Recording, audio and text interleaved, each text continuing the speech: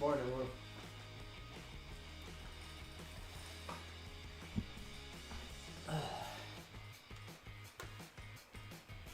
Oh. Oh. A bit sore this morning.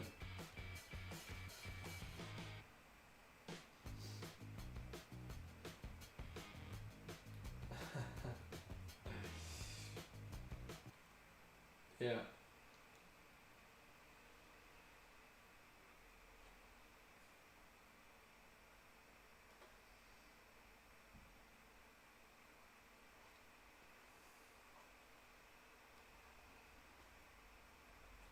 Oh, I like this jersey.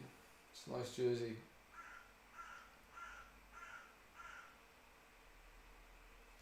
Morning, Ryan. Morning, Jason. Morning, Jake. Morning, Josh. Morning, Corinne. Morning, Keith. Morning, Mike. Morning, Samuel. I missed anybody else. Morning, Oslo. Morning, Kev.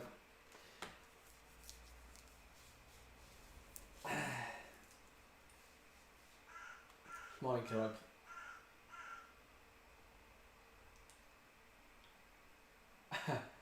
I didn't expect, well, suppose I did kind of expect it for it to blow up like it did.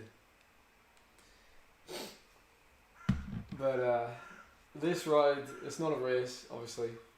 This is just a group ride. I'm hoping to do 2 hours today, or this morning rather. Just zone 1, zone 2. Just conditioning. We haven't done rides like this for ages and ages.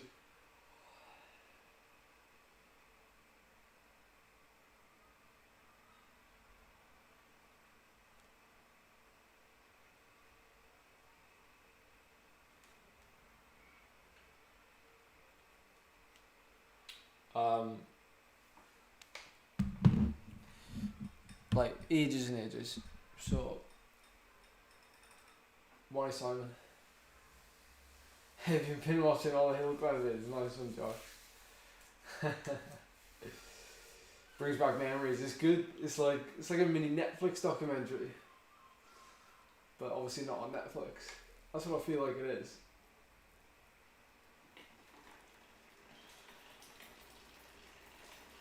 Yeah, I enjoy these group rides. I enjoy these. So I think this one's gonna take I don't know, maybe just over an hour. And some of you might have seen yesterday on Strava, middle of the afternoon, I had a little play around on Road Grand Tours. And as some of you might know, Road Grand Tours have this pretty good feature where you can import a file and you can ride, a certain section of road or route or whatever, and it'll simulate the gradient and everything. So I'm kind of thinking about that and how that can really help us in terms of reconning certain events and things. So I had to play around with it yesterday. Charlie really likes Road Grand Tours. She prefers it to Zwift. I don't know if you can ride past your own house. I've not tried that creating that feature. But I might, after this ride, I might jump on Road Grand Tours and show you. Well, not show you, but I might ride a bit on it.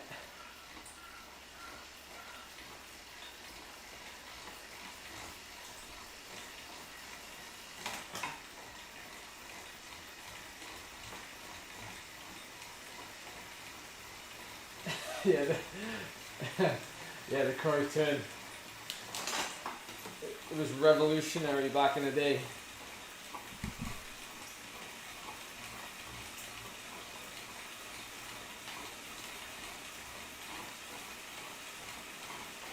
Cruyff, Used to play for the Netherlands. It's going back some years now.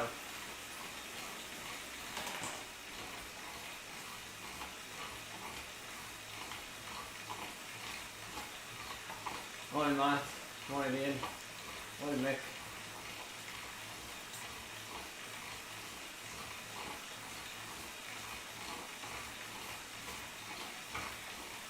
Might need to give my chain a clean later as well.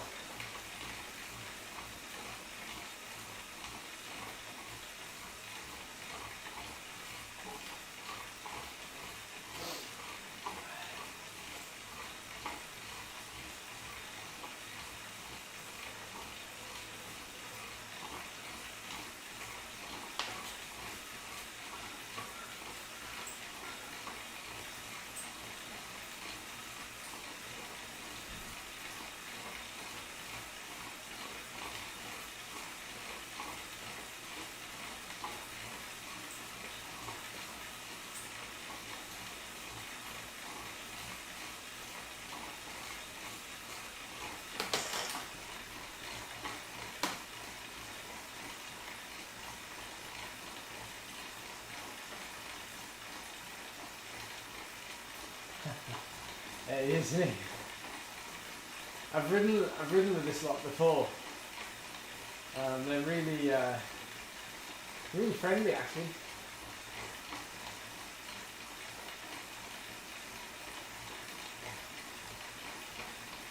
Yeah, it's supposed to be really hot today. I've seen the temperature supposed to get up to like 25 degrees.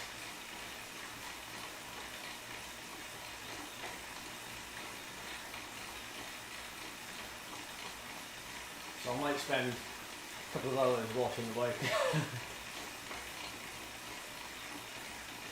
Hey, Keith is in here.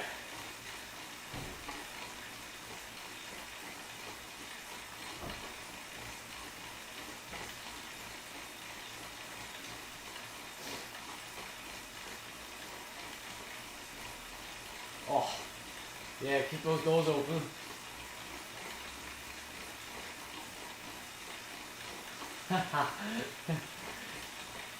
Nah, don't get me wrong, Andrew. I've been to some pretty hot places, and I've raced in some pretty hot places.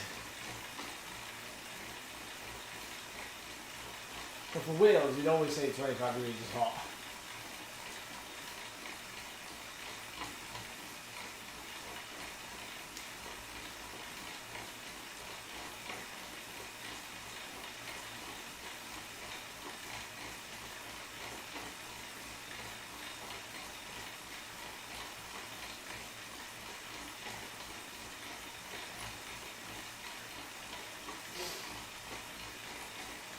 How did you get on last night in your race, Matt?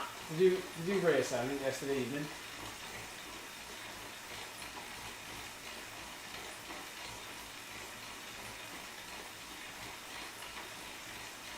Lord, I saw your message on my video. Great little write-up. Thanks for taking the time to write it. I'm in agreement with you.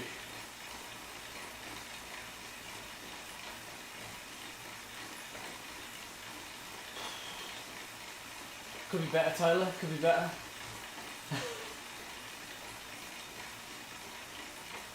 When you bounce from when you do so this morning it's just a zone 1, zone 2 ride for 1 to 2 hours, but when you go from racing hard in the evening to getting up and doing a ride the next day, you just feel really lethargic.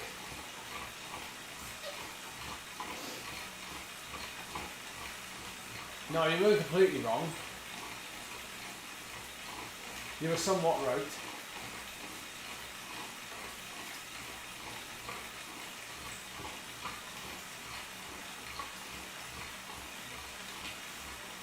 No, I'm not trying to Ruby. I'm okay, Chris. Getting dropped.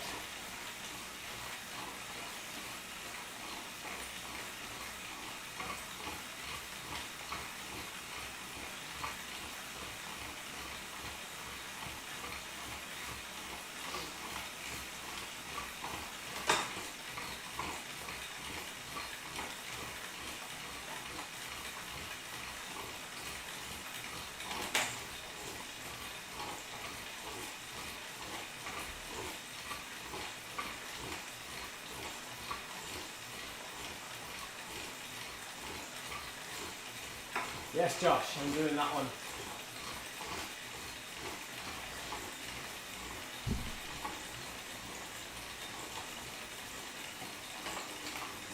Blimey. Need some air.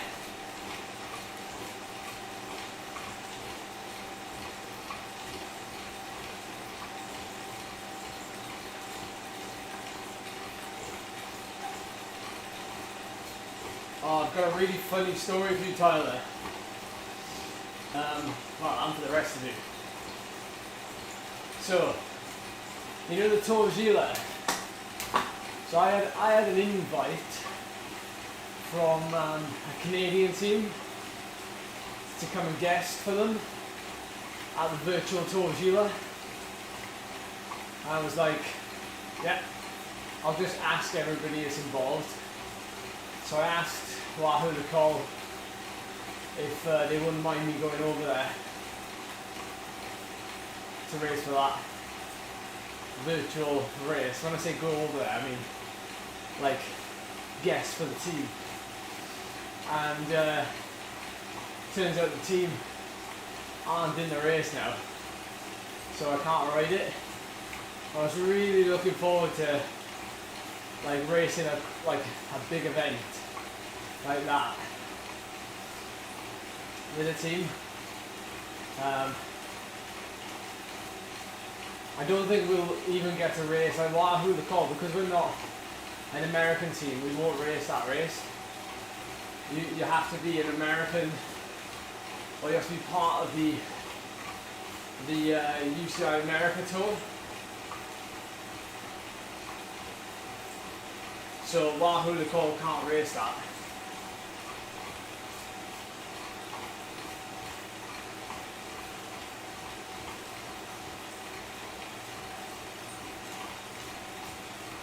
It's 3 AM, Tyler, yeah. That first stage would have been a 3 AM start for me, which wouldn't have bothered me, because I just wanted to do it. Vikings are racing what? They can't race a Tour of Gila, you have to be an American registered team. From what I heard. Or they racing the Pro-Am.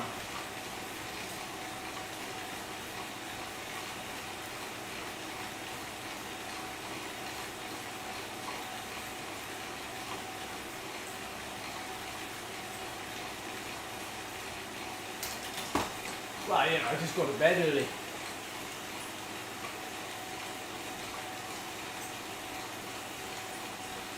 I go to bed early and then wake up at 3 AM. It wouldn't be it would just be like the same as waking up for an early morning flight.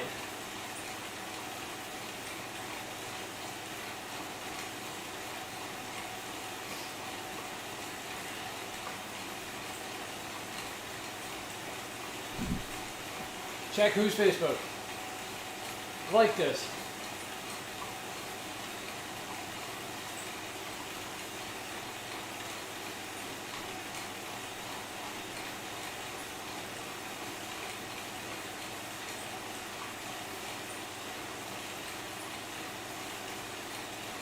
What?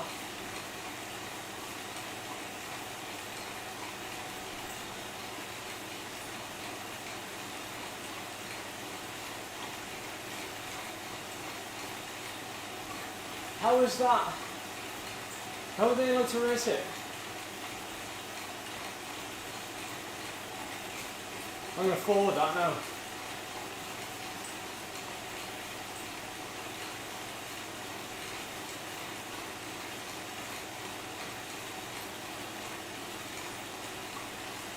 Ah, that's so disappointing. That's so disappointing. Because the Queen stage is on the Medio Fondo. It finishes on top of the on the Epic KOM.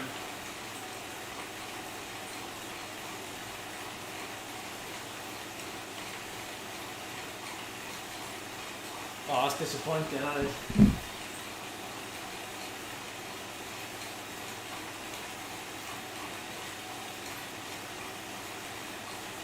Tim's just messaged He said he thought so as well.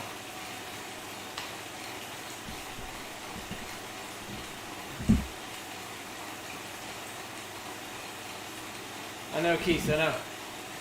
I know, well, I had the opportunity to race with this Canadian team, and then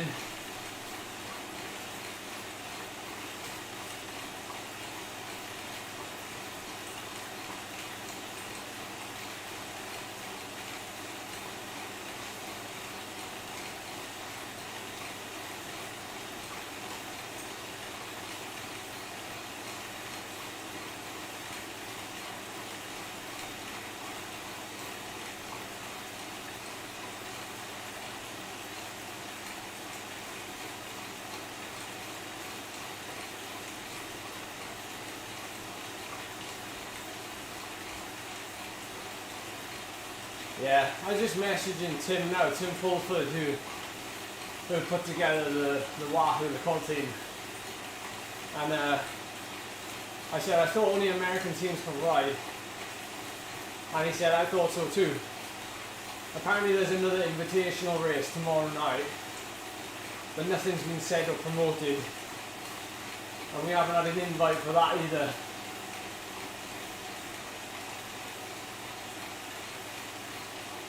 So, we just don't get invites or anything. Well, I look to it.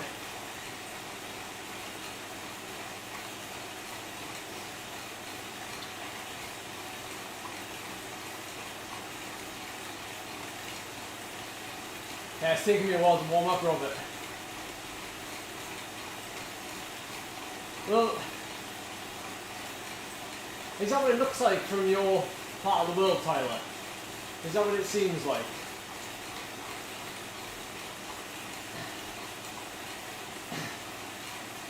I think, I don't know, I don't want to speak out of turn, so I don't know the issue, but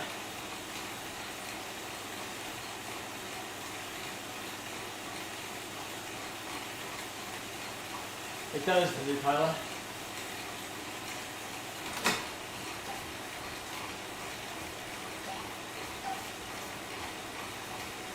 How many elite level riders? Well, define elite. So, if you base it off numbers, as in the power numbers you can do, what you're looking at is me, who's arguably the best climber on Zwift. That's a joke, by the way, but I'm definitely up there. You've also got Cam, who covers the spectrum of short sustained power, good sprint. But then even Gus, Quentin, Niels, the other guys, they've got extremely strong short-term power. And, like, no joke, like, they're there at the end of those hard races that I do. Do you know what I mean?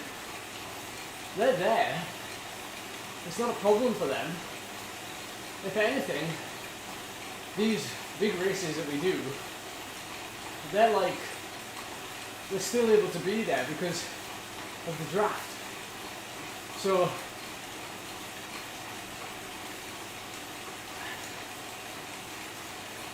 yep.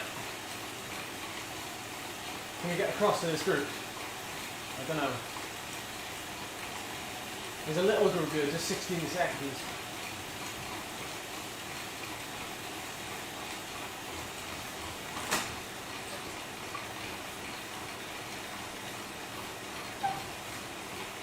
$11, $10. We get across to these.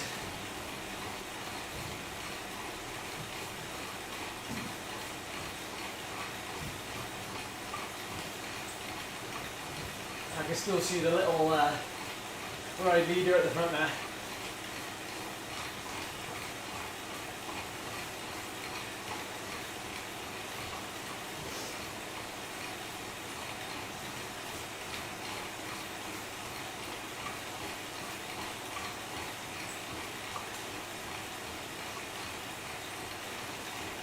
think you know why. Well, you probably don't know why, but the issue I think with like Cam in particular is he's extremely popular when he live streams, and the amount of like traffic that gets driven then to him is huge, and it's only because he's got it right, isn't it? Like, people want to see the effort and they want to be able to communicate with the rider. So, you know, like Zwift Community Live, like last night, you know, we bounce off each other, we feed off each other. So like, some of you guys are going over to there to listen to Nathan losing his absolute, like losing the plot, like watching the attack. And that's brilliant, in my opinion. Like, you go over there and you listen to what he's saying, you come back over here and you see me suffering, and of course I'm not talking, I'm too busy suffering, but you see like the two sides of it. So I think the problem is when you get like a big enterprise is they want to keep all the eggs in one basket.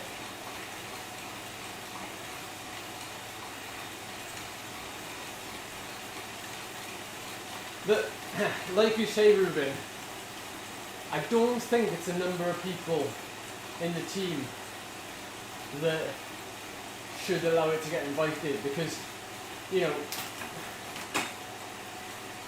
or number of riders at that level, because I'm not being cocky or big-headed or anything like that, but I was on my own last night from the Wahoo team, and if the race played out differently, I'm single-handedly taking the race to some teams who've got 2 or 3 riders.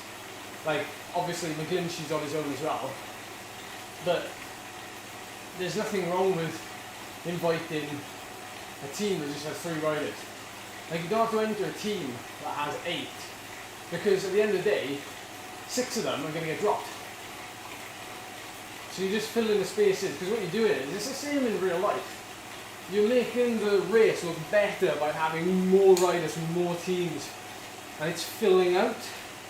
But what you're really doing is, and no offence to some riders, you're putting them in the race when they've got no chance of finishing. And it's, like I say, it happens in real life. And, you know, that's not really, what you're doing is you're taking the opportunity away from either a young guy who's trying to come up, who deserves a guest spot, or you're just doing it for, you know, being able to say, well, we've got 8 riders from Wahoo to call, you know, it's like,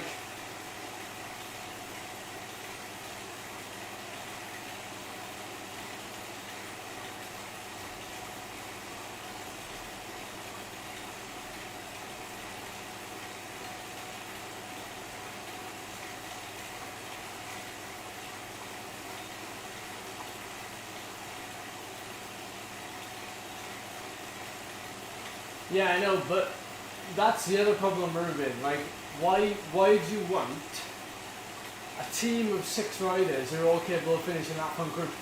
The race is obviously not hard enough or not decisive enough because you have 6 riders finishing in that front group. I mean, yes, they could all be strong enough to finish there, but if it's a flat finish, you've got 6, every team has got 6 riders, so you just get a bunch of 100 riders coming into the finish, which makes it very much the same as real life, but then everybody's got a chance.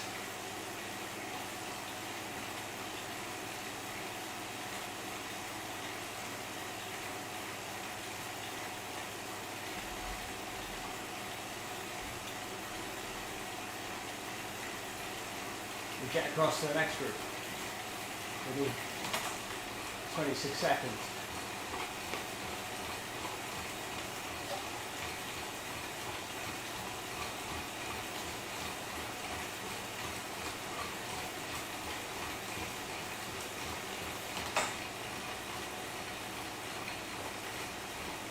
Well, that's it, isn't it, Mick? That's it to a certain extent. I'm just doing what I can do. I can't do anything else, but even that is not productive in a way, because they'll look at that and they'll go, that's not legit. We won't invite him because he's part of a team that has so and so on it, and he might not be legit as well. Or there's too much, like, for them, they're probably like, we're not poking that bear.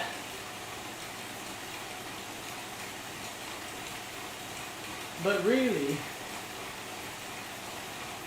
if I was say if I was a junior rider now, who was like 17, 18, just coming through the ranks, and we come into the winter, I'm like, right, I want to join like an elite level Zwift team. Who can I join? And you find Wahoo, you're like, oh, this looks good. Plus they're like a big team, big names on the team. I'd really like to ride in the races they ride in. So you get in touch with them, you get on the team, and then you come into the season and you're like, okay, let's get ready for the Pro-Am races. And then you get told, oh, sorry mate, we can't ride those. And you're like, yeah, but we're an elite team, like we've got Wahoo to call, like, what gives? And we're like, sorry bud, like, we can't race these races. So,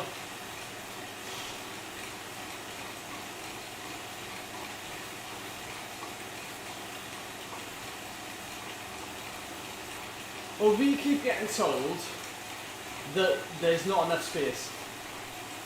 That's what we keep getting told. But how can you exclude riders like myself and Cam from those races? I've been there, like I've been at the bottom of the pecking order for like out in broad teams. I know what it's like to be at the lowest and like at the bottom of the pecking order. And it's like, I know what happens to riders who are like, basically, they're living off their results from like 10, 15 years ago. And they're getting selected for races based on their peaks 10 years ago. And just because they're a big name and they've brought something to the sport. Because that's how it works. But now that I'm in a different position, I can see it now for, well, actually me and Cam, and the other guys to a certain extent, because we all complement each other. We all bring something that the other teams don't bring.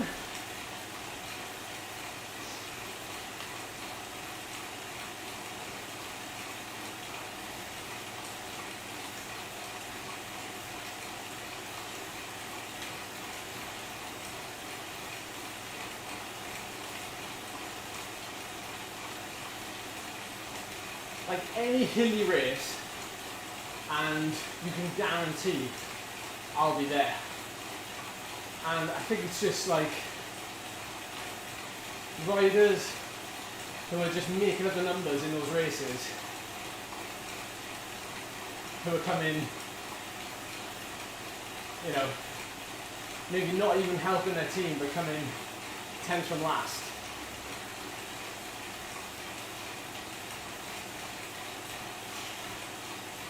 And then there's us like knocking on the door to first, second place, week in, week out.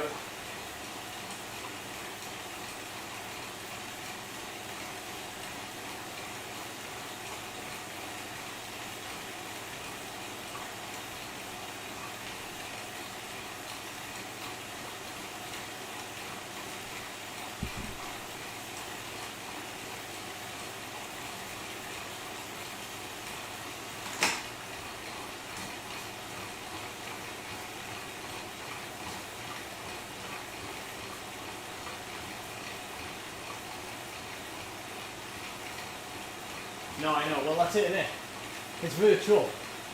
So how do you, when there's flipping they attack the tour that has 3,000 people riding all at one time, and then they don't have room for like 5 or 6 riders for us to do like it's no skin off their nose, surely it's no skin off their nose. If we get let in and we don't win and we bomb, they'd be like, ha ha, suckers. Do you know what I mean? So, what have they got to lose?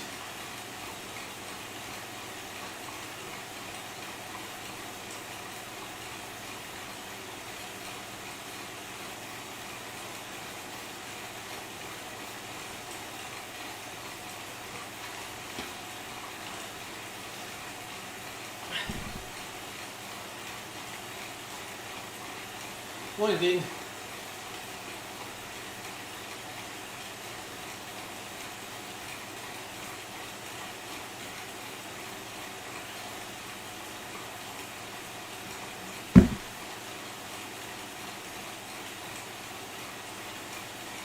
Yeah, true, Simon, true. So we do try and meet up, but it's quite hard because Cam's like really busy, you know, he's got a lot on his plate with YouTube and whatnot, and I appreciate that. And the other guys, they race quite a bit.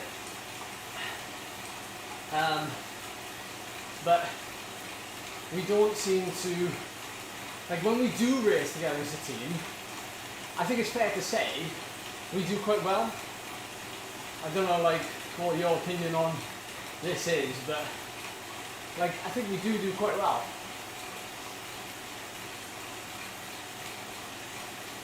Oh no, Ronan, that's gutted.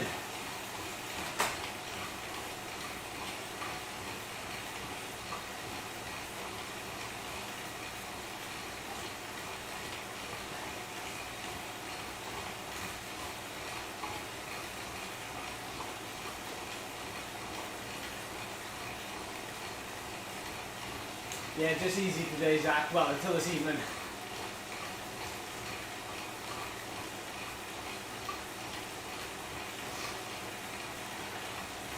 Just going to try and get across to this little group about a minute up the road. Hopefully we can get there on the volcano. Save me riding on my own.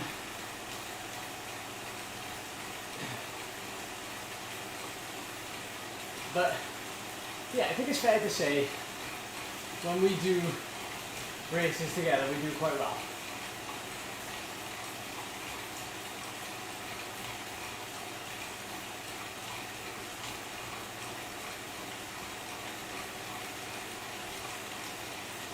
Do you know what I've noticed as well? You know the last like 6 weeks or like the last 7 weeks, however long it's been, and I've been live streaming every day, I've been getting around 30,000 views, 35,000 views a week, but obviously not from one video, from like I say, every day live streams, things like that. And first of all, I appreciate it. But second of all, I go back on YouTube and I look at like, you know, you look at like the British Cycling Elite Road Series, and they put the highlights on YouTube, like 15-minute highlights. And there's actually one of me that toured the reservoir last year, where I get quite a lot of TV time. But the video has quite low views. And when you look at their channel and the rest of the videos, you know, it's high production stuff. You know, I mean, it's taken a lot of manpower to get the live stream, because it's also put on, I don't know if it's on Eurosport or what, but they then chopped it down and put the highlights on YouTube. And for something of that quality, you know, it should have more views in theory, because it's actual bike racing, and it's good quality, and it's exciting racing, especially that one. So, what I've come to realise is how much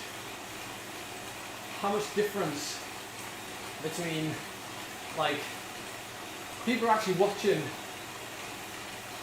races on Zwift because of the excitement or suspense or yeah, I don't know, like anything really. And I know that, you know, when Zwift, like actual Zwift, go live on YouTube and they broadcast like a Pro-Am race, yeah, they get like 25,000 views, 30,000 views, whatever it is, which is the same as Cam for a live stream. But for someone like me, I'm getting 3,000 or 4,000. And for someone like my size, my reach is actually like quite large. And Zwift should really be getting more. And I think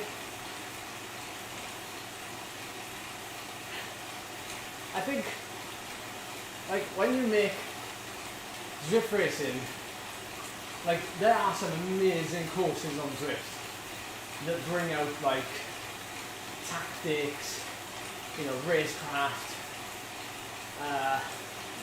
you know, like do I follow that move or do I stay in a small group, in the chase group, all these things. People get really drawn into it, but the Zwift Pro-Ams and all these other races, they just seem to be on courses like this. Flat courses, flat finish. There are some breakaways, but nothing really spectacular. There's no suspense. I think that's what causes their, well, because I mean at the end of the day, if we race those big races, I'd get nowhere.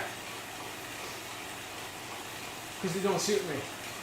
So in some ways, riding the races I'm doing suit me better. Because like when I go up against the big guns like Leo, you know, Westy, all of them, you know, I come nowhere against them because I'm just not strong enough over the short term. But when we get onto real tactical races or hilly races or long races, that's where it gets more fun.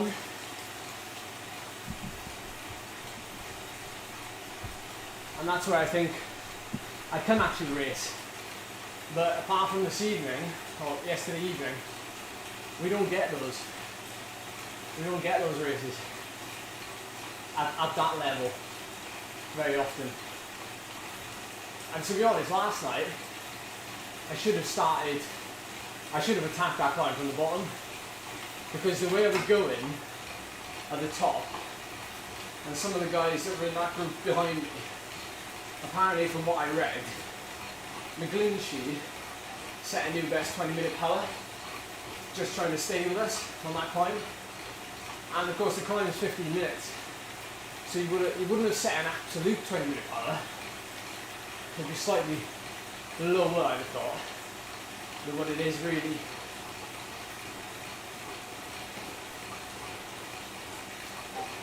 Yeah, now the Zwift Community Live, that was different, that was really good.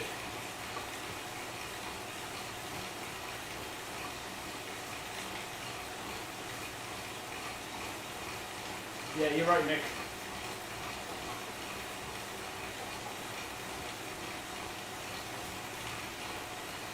See if we can get the bridge across.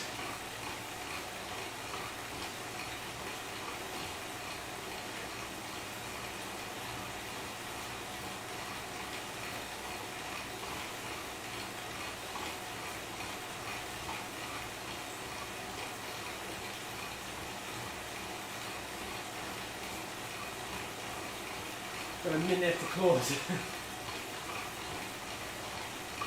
Yeah, it was really nice here.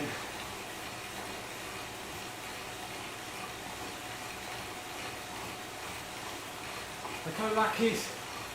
Wait for me.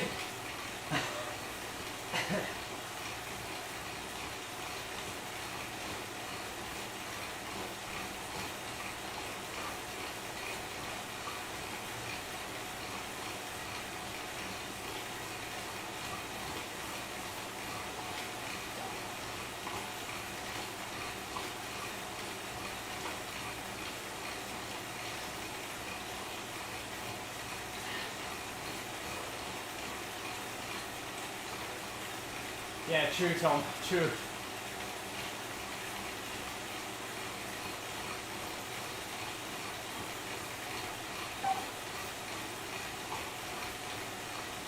And last night, I think if I'd have attacked at the bottom and got that gap, you know, just 5 seconds, I think they would have looked around even more because of that commitment so early. But I also think that even if they had come with me, it would have made the whole climb hard rather than the last kind of, I don't know, 7 minutes or so.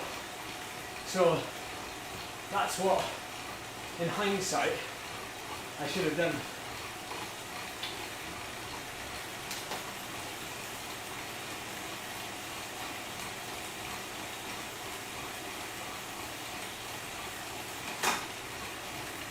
Because if McGlinchey was setting his new best 20 metre power, you know, it meant that he was pretty much going full gas the whole way. So if we'd have gone hard earlier, we might have had a better chance of cracking them, because it would have forced them to react, because, you know, it's a long climb and they don't want to lose like a minute. Not that they would, but, you know, they don't want to let them get over the top at 45 seconds, because that would have been a little bit more dangerous. So it's interesting when you look back on it.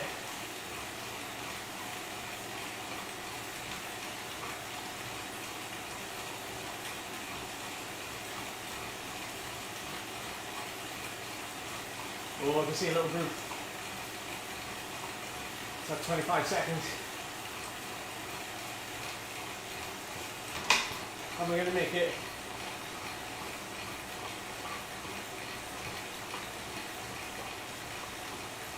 Yeah, true, Lord, true.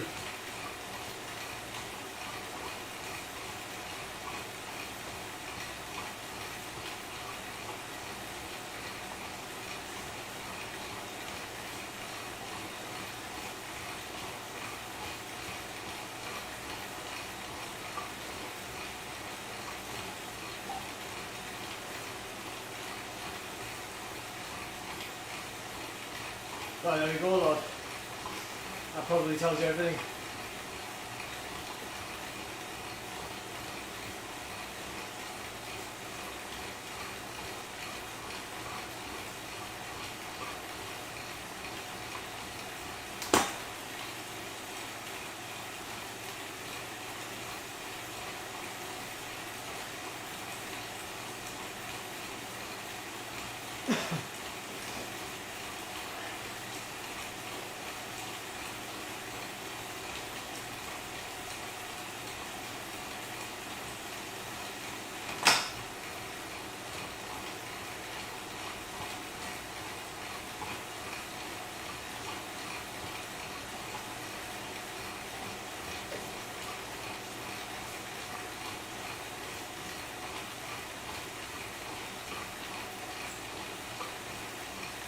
Ooh, 26 seconds.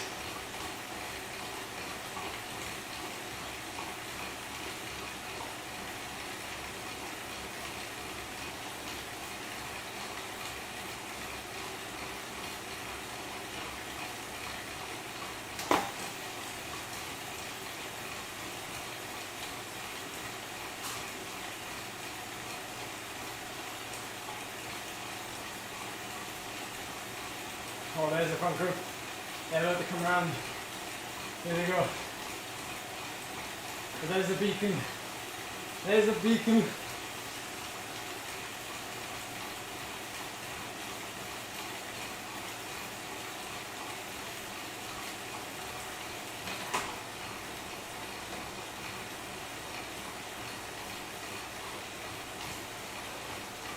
There's the front group.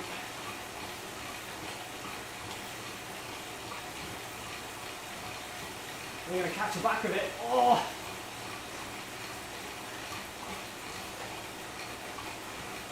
Jeez, Keith.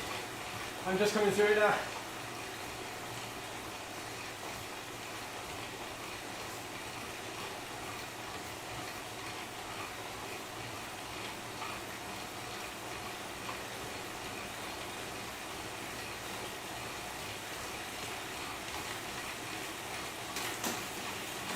Yeah, it's definitely my excuse. Oh. And now I can see I'm joining a fellow Welsh rider here, Austin, getting his little group recover.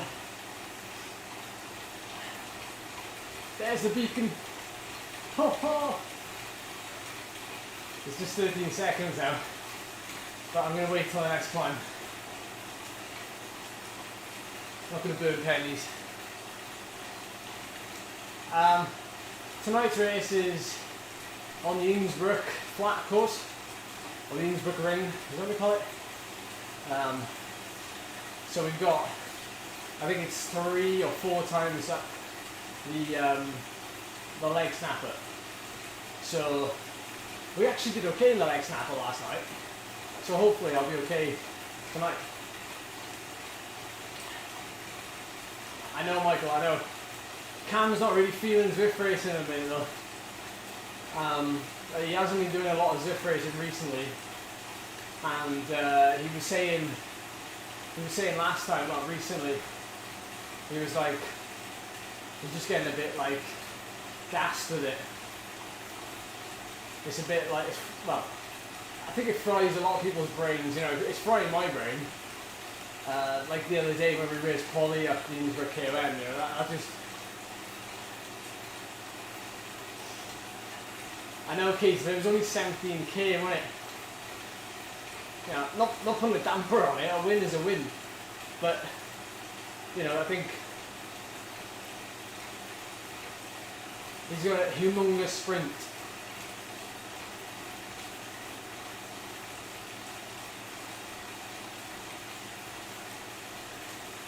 That draft. Yeah.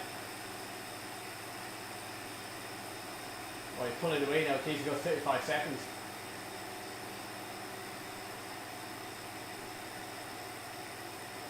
In what way, Mick? In what way do you think,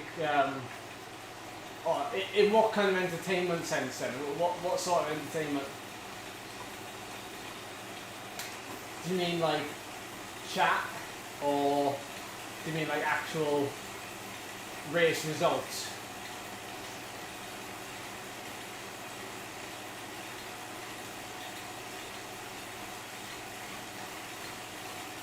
Yeah, humongous.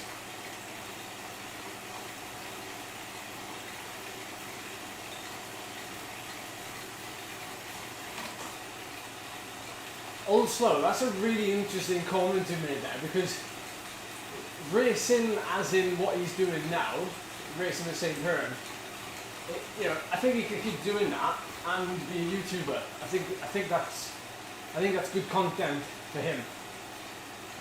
Just from my opinion, but for me, because I've come at it from a different angle with hill climbing and things, and I've already had like what I'd say like a really enjoyable racing career. I'm quite fortunate to be in a position where I can offer you something a bit weird with the hill climbing, a bit specific and niche.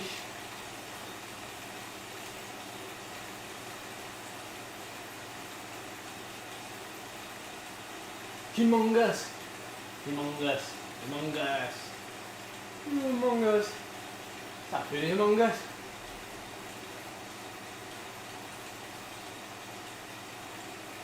Yeah, true, Lord, true. I mean, the best thing about my content, I think, is that I don't try and create. I just document. So like, I don't try, well, I do have ideas, I do like, you know, have ideas to like, you know, oh, I can do this, I can do a video on this, I can do this, or, but really, I think it comes down to like, I think it comes down to how I do things rather than what I do, maybe. So I don't tell you to necessarily copy what I do, because it's your own thing, but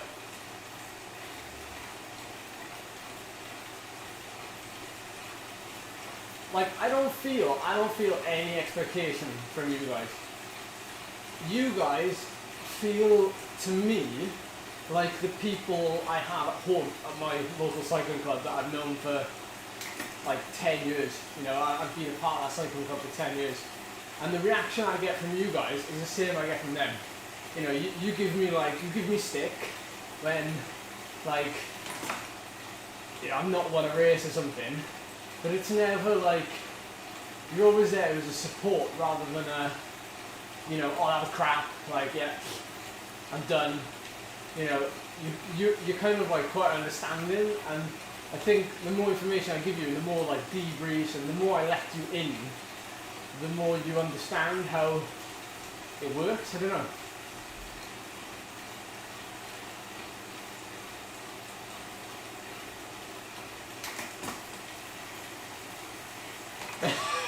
Change the subject, Tyler. Change the subject.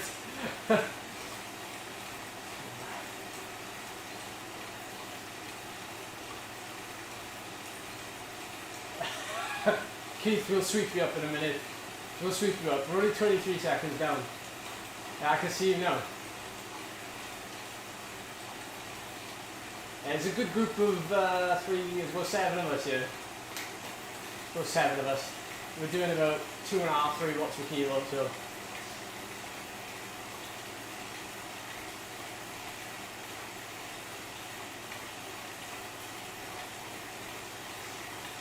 Thank you, Jack. Yes, 100%. So, for those of you that have watched, and I greatly appreciate that you have,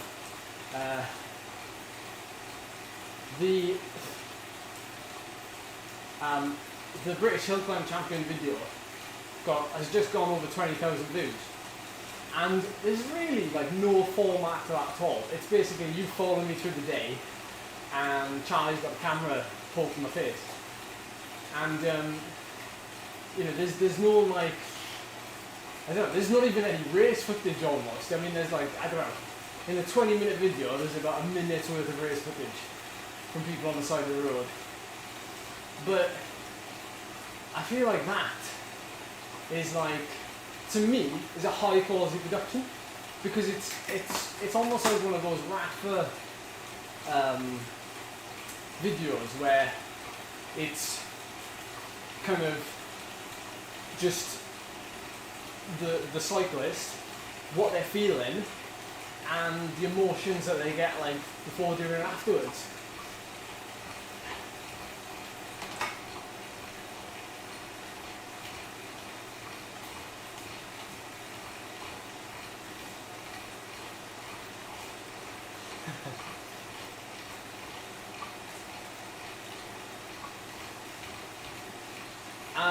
I also think as well that there is a place for the highly curated, you know, smooth transitions, great filters, you know, you name it.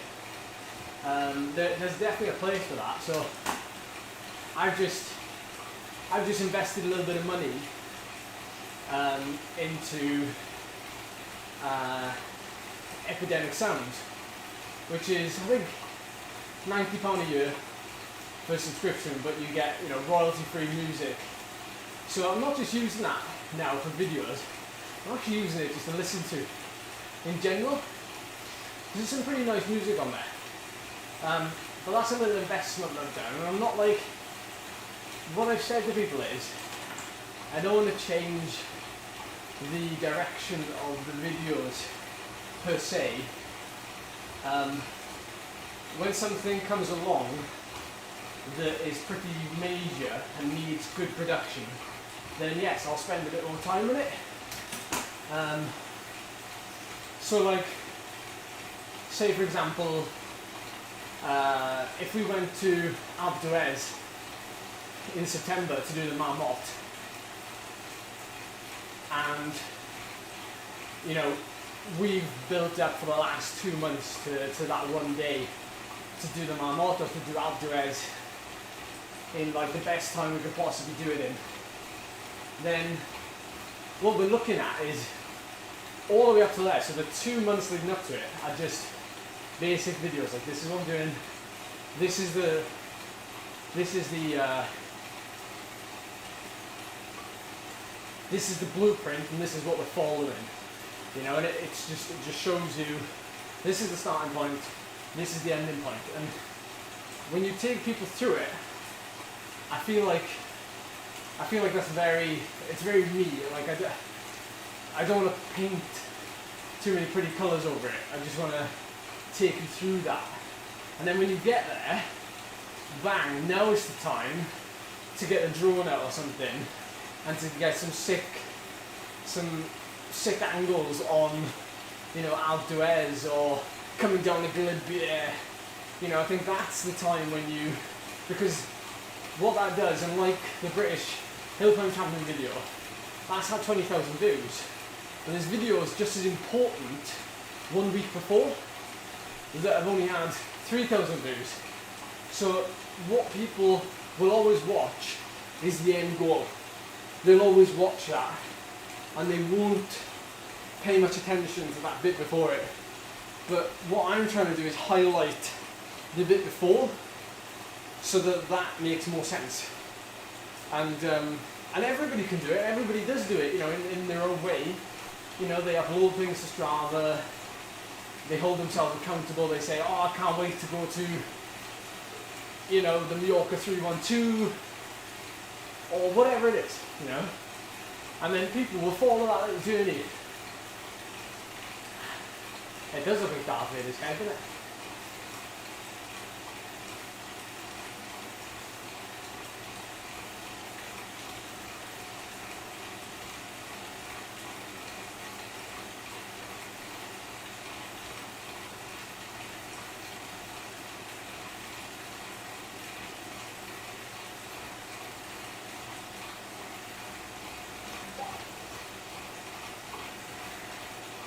I mean, at the minute, that's all this channel is Zwift racing.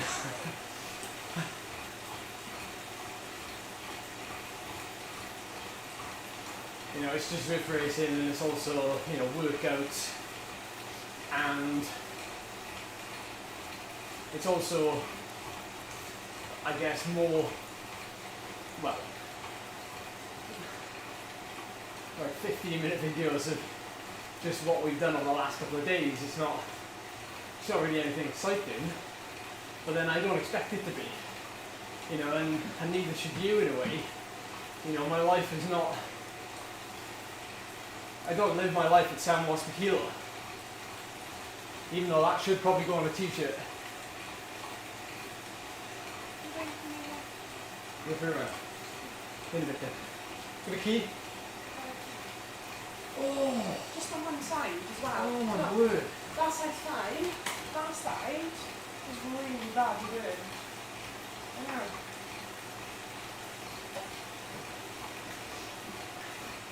Yeah, you're right, 'cause it is serving. It is, sorry Zach, I've let you down. I'm sure it does serve, like you say, a lot of you have said, it served the purpose in many ways. Like, you get to see the racing, you get to watch me suffer, you also get to chat. Like you say, social interaction. Oh, Charlie's going out for a run now. She's got sunburn just on one side of her shoulder. She went up and delivered cake yesterday to a friend who's she's been living on her own for the last 5 weeks in lockdown, and she's a student as well, and she went up and delivered some lemon drizzle cake, and to be fair, she was sent back with a slab of it, so she obviously made too much lemon drizzle, and the girl sent him back. So I developed that, as you can imagine. Oh, it's nice to ride with you, Keith. Hey, it's just a 2 up now, just the two of us. I got an aero, so you better watch out at the finish.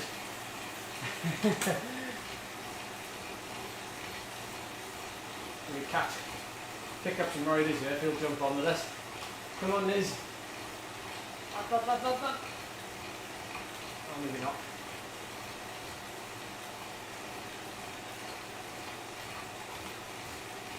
So I'm not actually that much of a fan of lemon drizzle. That's probably going to offend a lot of you, but lemon drizzle, I'm not actually a fan of lemon.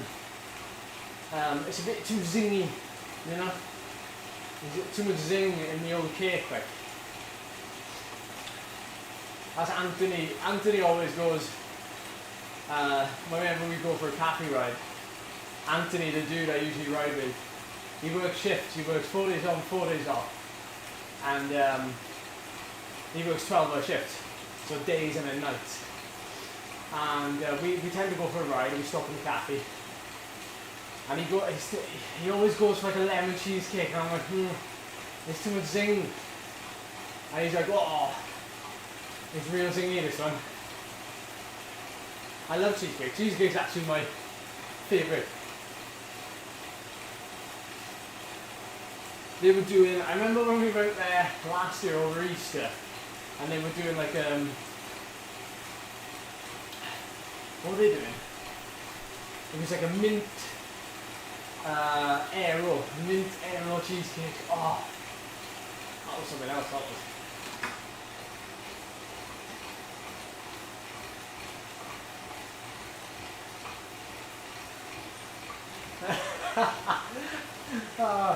That's awesome, dude. Yeah, I tried chocolate bread and butter pudding. Yeah, my mum's a big fan of bread and butter pudding. Yeah, that's it. That's it. I saw your question somewhere, Tom. 8:50 for 15. So in the minute we're peaking at 8:50 for like 5 seconds. So we want to extend that a little bit.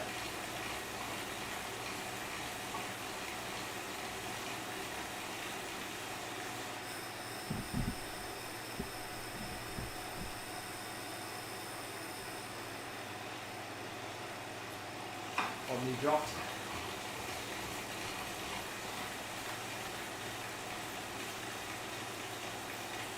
So shall I jump on road grand tours after this? Shall I have a little play about on Fomento?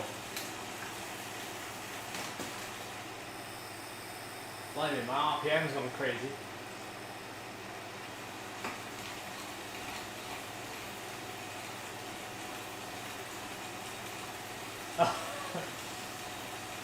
Don't go over 4 watts per kilo keys. Yeah, those of you that have joined within the last half an hour, 45 minutes. Oh, quick. I signed up to Road Grand Tours recently because there's a couple of events coming up next week that interest me. Watch this space. And I want to, I'm thinking like, the thing that really stands out for me on that platform is the Magic Road thing, where you can create like your own, well, import your own ride or segment or whatever and do it. And I'm like, like that sounds useful for me. You know, when I'm doing, like, I don't know, Saclobra or something. That sounds really useful. So I was going to have to play around with it. And I know, well, I've had communications with RGT in the past.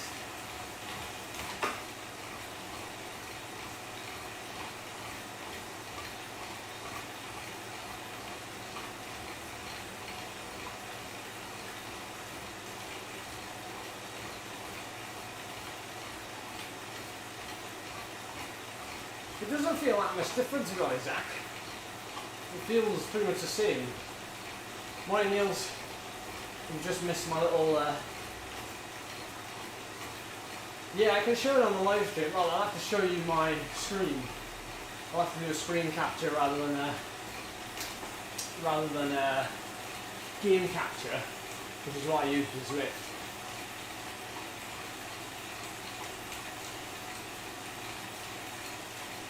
So I'll just jump on for the last hour. or 50 minutes, whatever. Charlie actually really likes it. Charlie prefers road grand tours to Zwift. I think the best of both worlds, really, isn't it? You get different benefits from doing both.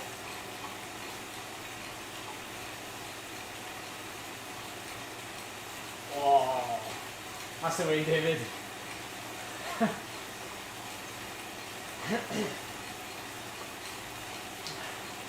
Niels, you're on it straight away, bud.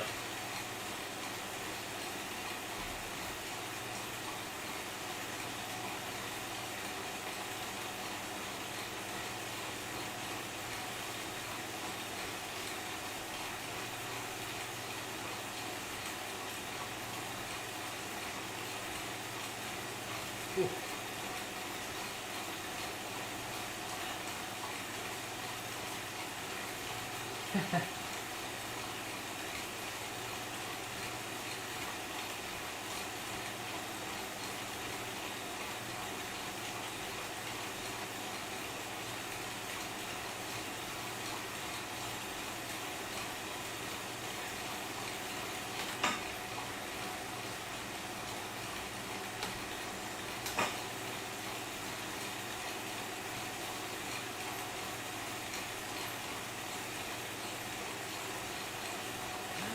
What are you saying, Lord? I'll attack. Tonight, do you mean? Yeah, goodness knows where, innit? I'm gonna have to, I'll have to dig deep. It's just getting that gap. I need to put this little sprint training to use and try and get that gap, like maybe, you know where it goes before you get to the leg snapper, where it drags over like the motorway bridge, whatever it is, and then you drop down to the town before you hit the leg snapper. That's a good place where Boniface went last night. But of course that speed coming off there is it's too quick for a group, so, and the group is likely to be big the whole way around. Like, I don't think the leg snapper is hard enough to break everyone.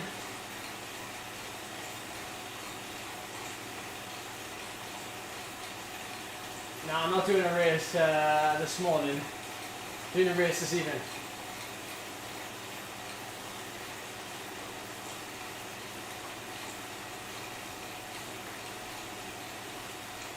We'll just make sure we get Nathan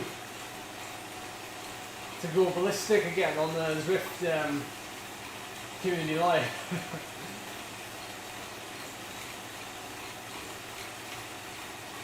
Yeah, we'll have to see how small our group is.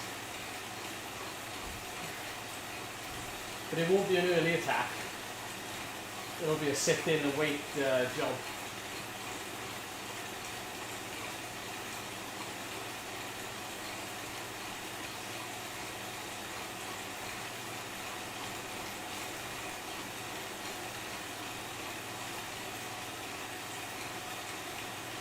It's a Zwift race tonight, Ian. I'll be streaming it as usual, yes. Oh, do you mean the Road Grand Tour thing? I'm going to jump on Road Grand Tour after this.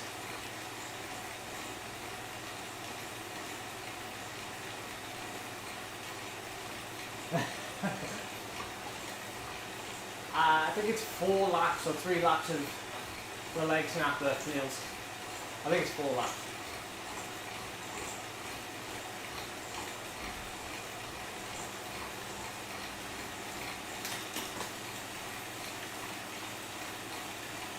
The easiest way, so I don't know whether it's easier to turn around, is it? I don't think it is. It's probably easiest case to keep going straight, and then when you get to the junction to go left to go to KOM, turn right, go along that road, turn left, and then you go up that small little KOM before you get to the Alp. That's probably the easiest. Oh yeah, or ride with somebody who's there.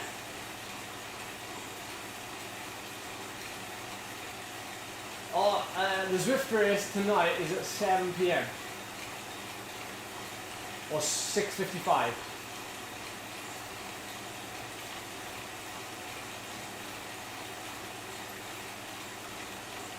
Oh, I'm gonna roll in.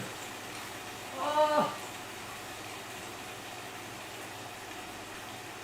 Victory. Have a good ride, Keith. Keep it going. Right. Let's jump on Road Grand Tours then. Oh, by the way, any of you interested in hearing the text I've had from that Commonwealth Games track sprinter that I was telling you about, that I was talking to regarding the sprint training? It should be secret, but I'll tell you about it anyway. As a volcano, look. 42 TSS. Okay, let's try and jump on Road Grand Tours from now.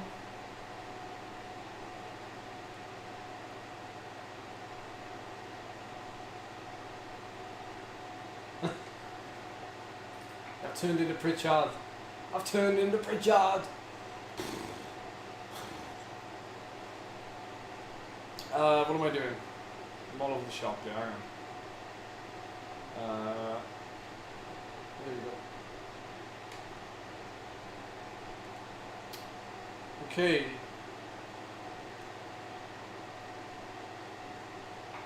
I need... Okay, how does that look? How does that look? Can you see my chat as well? Can you see my chat? This is the first time I'm trying this, by the way, so don't hate on me. If it doesn't come out good, I will quit and go back to Zwift. You alright? You can see it okay? You got the chat? Can you see the chat?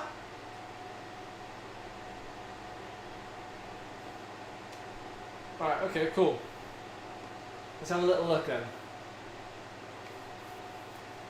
Oh, chat's covered by the camera. Oh, it doesn't matter. You can see the chat anyway, so don't worry about it.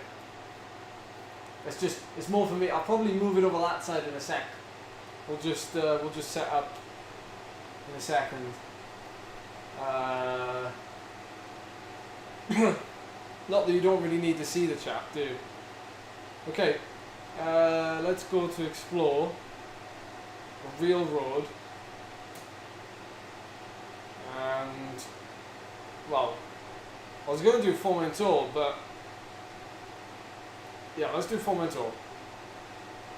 Being that we've missed out on actually riding it in real life. There's a couple of riders on.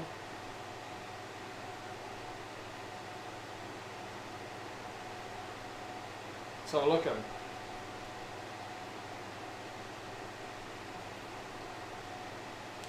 So, I'll get going, and then I'll read you the text. Let me put chat this bit. Let me put the chat over here. It's going to involve a little bit of moving around now. I apologise, but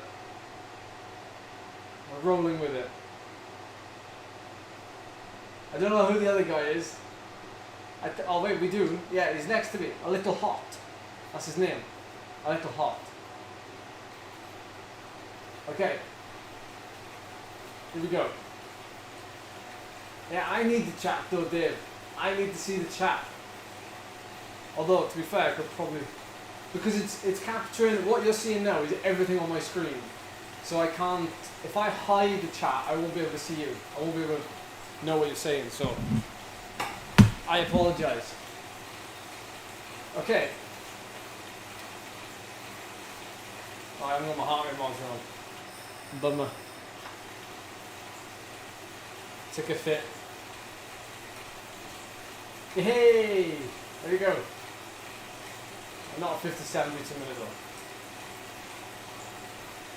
Or 51. It's probably doing that fun thing again.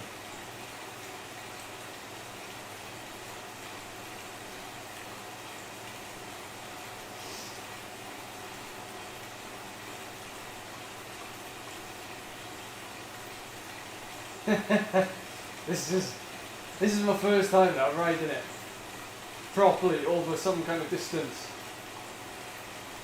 So if I mess up,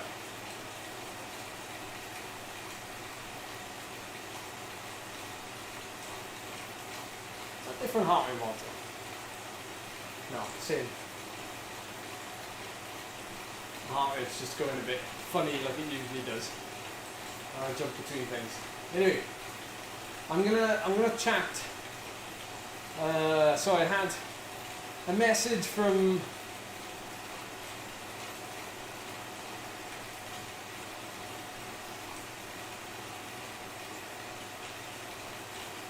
so this is what we've been speaking to our mate who went to the Commie Games. This is what we've been speaking to him about regarding the sprint training. Yes, I am trying RGT. I am trying it. I'm pretty sure I stayed in a villa here somewhere.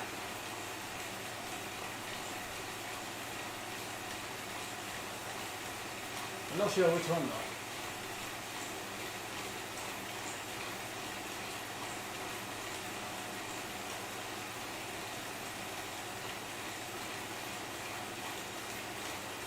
So, he said, as you know, power is a product of force, which is torque, and speed, which is cadence.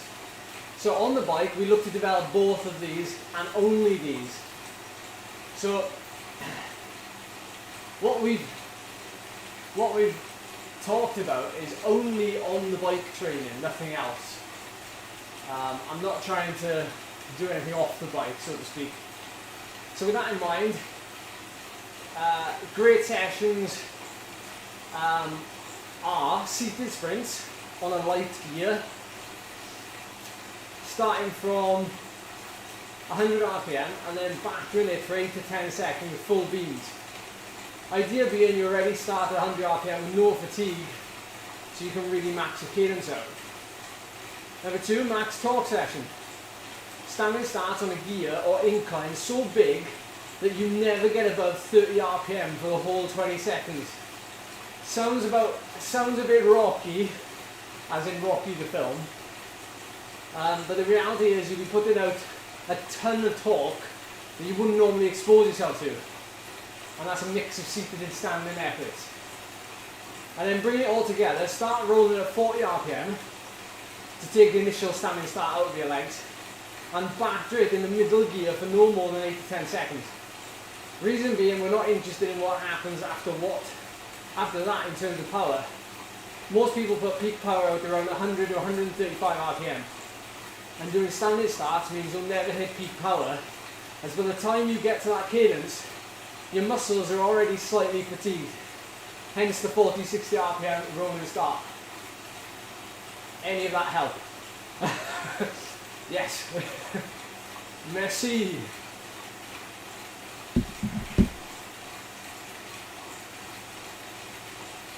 We're giving it some beans now. Doing 200 watts. Oh wait, I definitely recognise this part. Yeah, that's what you said, Lon. That's some what you said.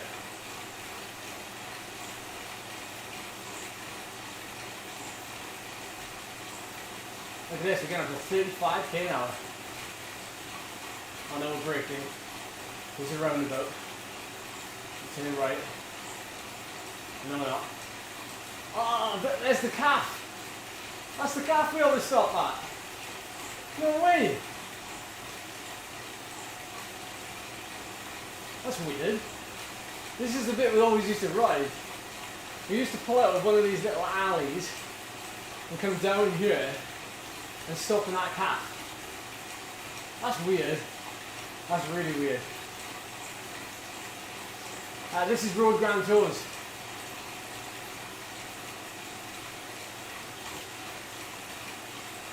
Yeah, he used to tell me stories. Troy, the Zwift races, I think they always start hard because people are worried. So it always, like, everybody's always starting hard, aren't they? Oh, slow it down. To the left. This is probably the alley we go down. Turning right now, I'm guessing. If I remember rightly. Yeah. Actually, oh my, no way. This is the villa we stayed at. On the right. That's genuinely the villa. Oh my word, that is weird. That is so weird.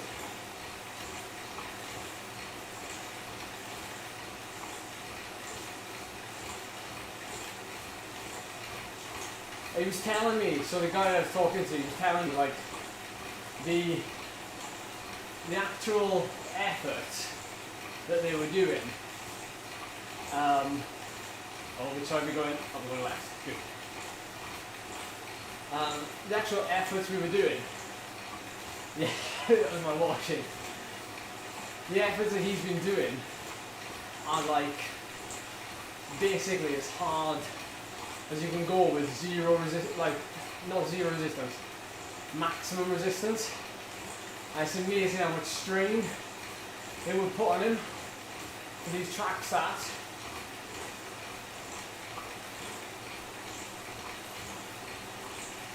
It's like you literally go nowhere, but your torque is unreal. And that's the idea, apparently.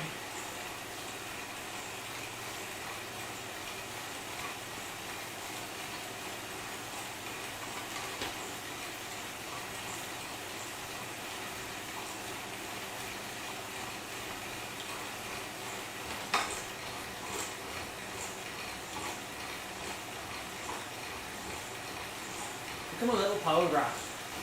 That's nice. Yeah, I did Ruben, and it's going to be part of my latest video. So who's this rude guy we're catching up with?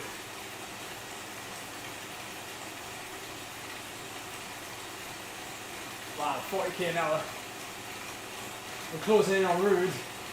He's 750 meters in front of us.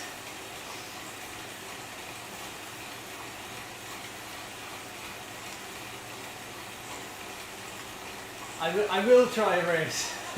Not today, but I will try one.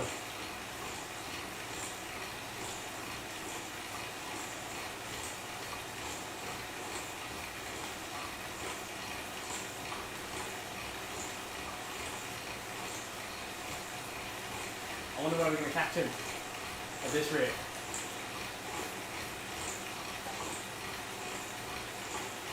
This isn't really a climb yet, it's only 1%.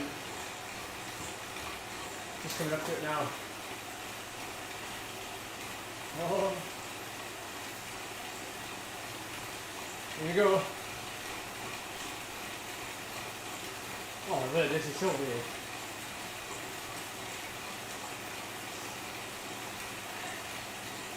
Is that a real?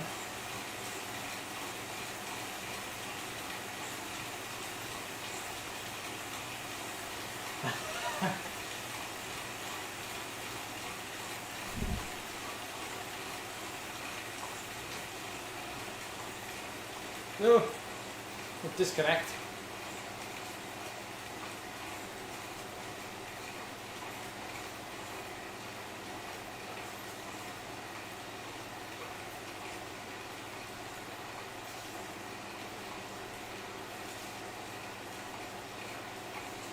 My word, that's a bit hard.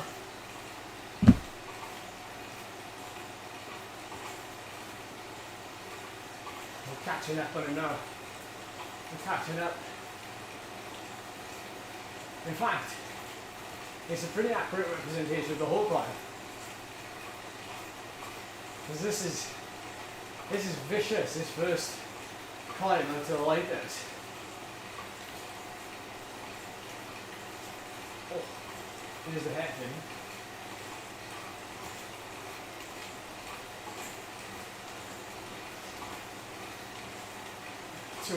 meters behind.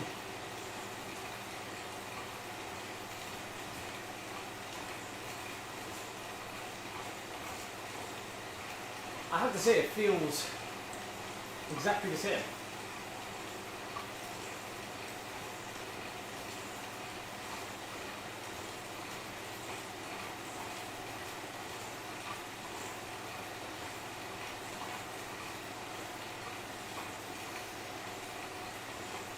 I really like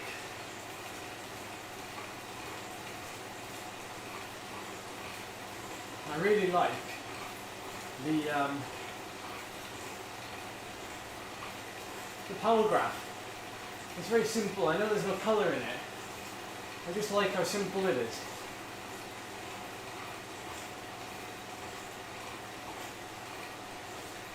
Cheers, Ryan. Yeah, I've changed the difficulty.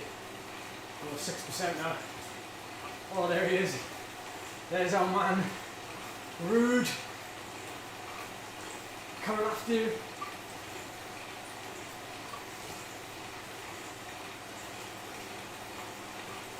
Oh, there's the top of the climb, like all over there, I think, isn't it? Long way.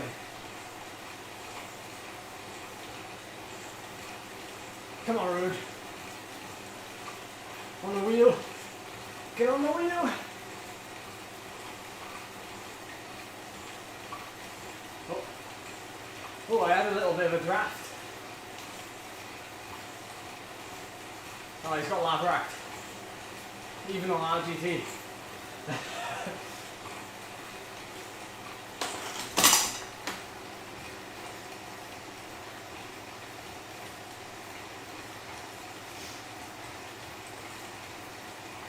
Oh, there's a rider. Taking a photo. I'm wearing the Voo.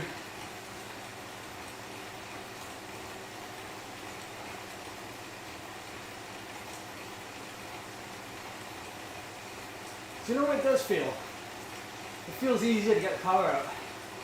Because it feels more realistic. Like the whole immersed effect on Zwift. It doesn't feel as real.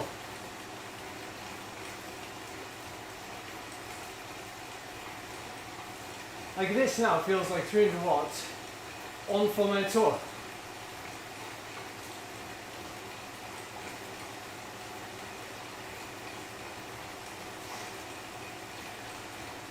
And you know, we're actually moving at a realistic speed. 20k an hour up 6%. That's pretty much bang on what I do.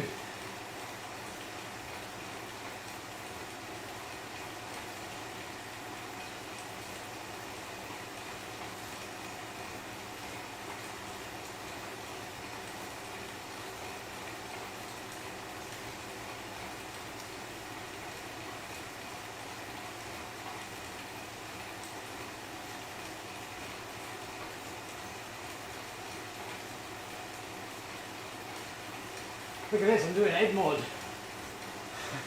The graph is flat.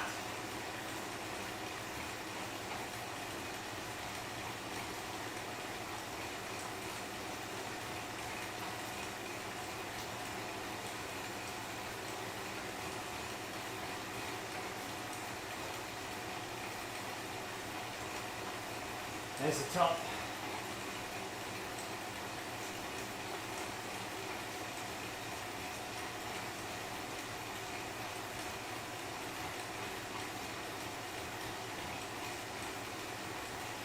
Yeah, 6%, 22k an hour.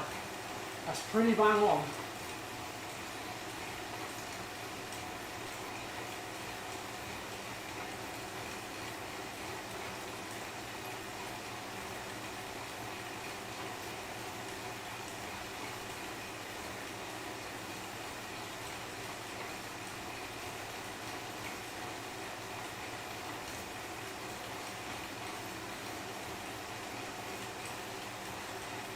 Oh.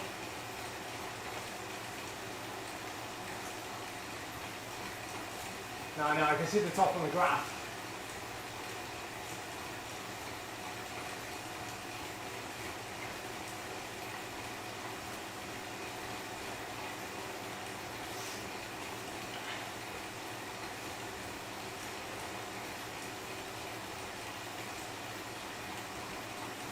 There you go. Last push.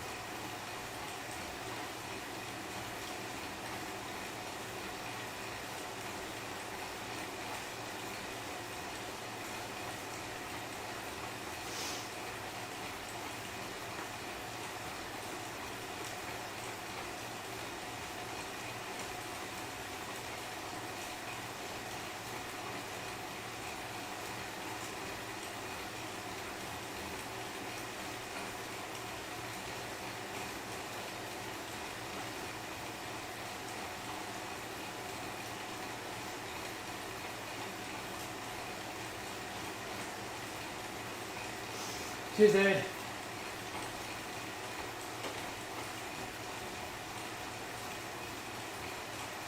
Come up to the top, I think.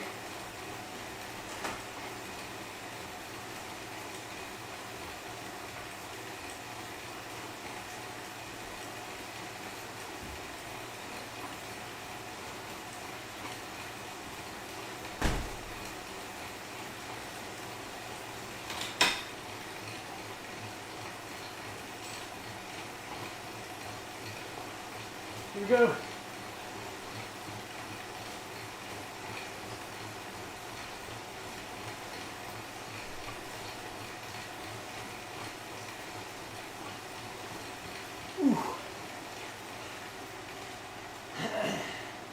Wow.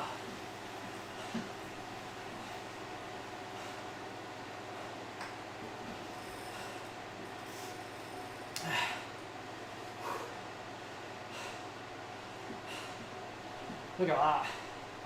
Corner like a demon.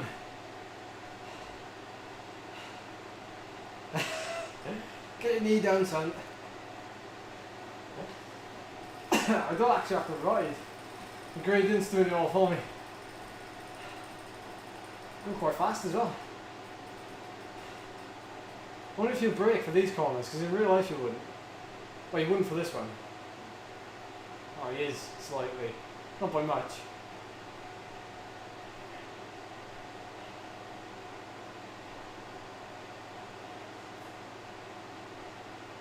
Flat section coming up.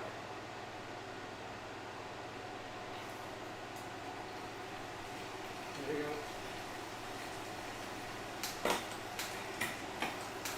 Oh, look at the rocks.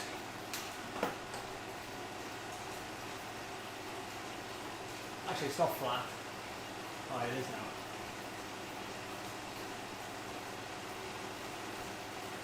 Another little descent coming up. Let's carry some speed.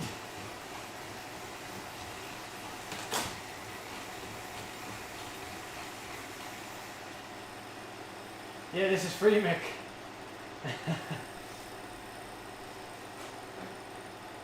I gotta be honest, I don't remember any of this.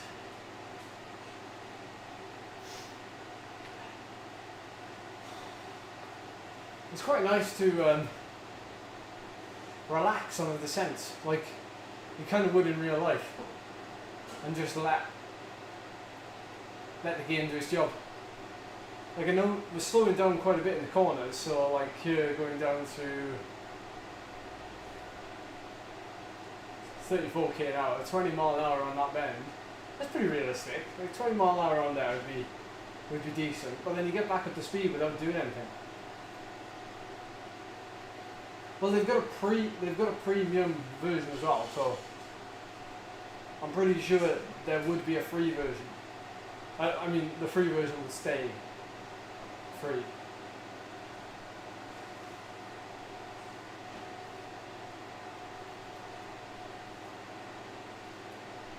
No, I don't think it would help me, Ruben, to be honest. Don't think it would help. Oh, this bit in real life. You're just heading straight for the sea. Taking the corner. Back up to speed.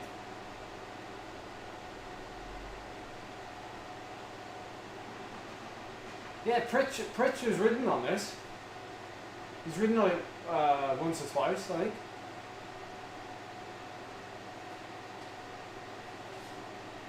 Nice little bit of descent still. We'll have to go. Don't have to do anything.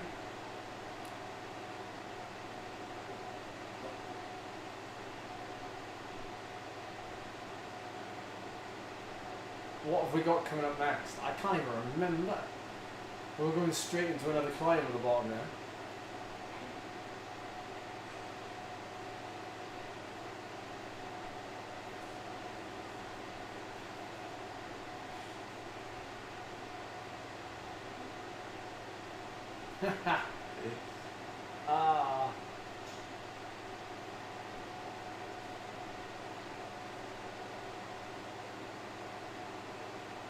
Straightens up. Now's the time to get the head down. Oh my word, there's a leaf. A leaf just floated in front of us.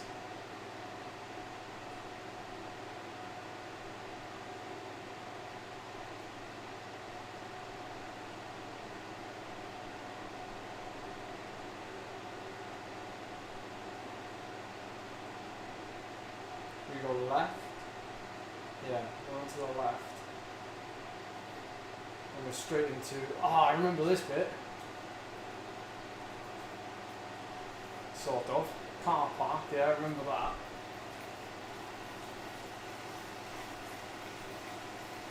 We're catching up with the bot.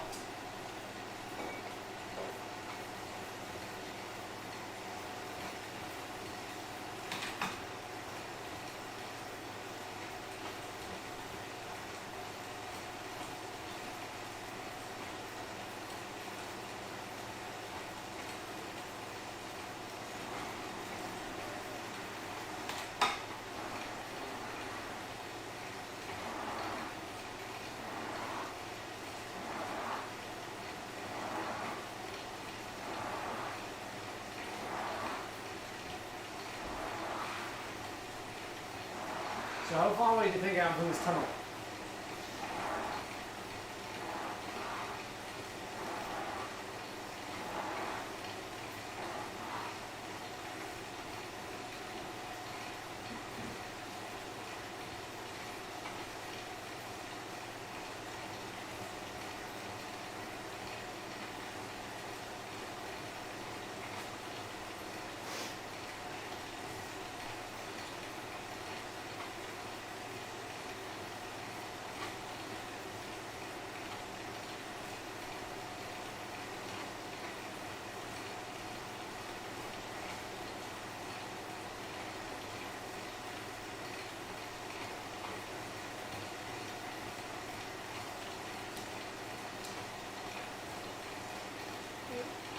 Is this still in your thing?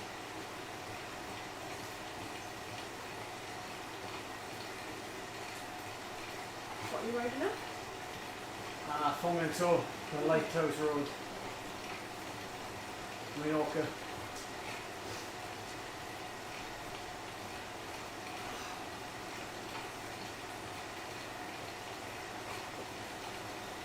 How was your run? Hot. Hot. It's really warm up there. but I was in the sun, so. It's getting warm in here actually.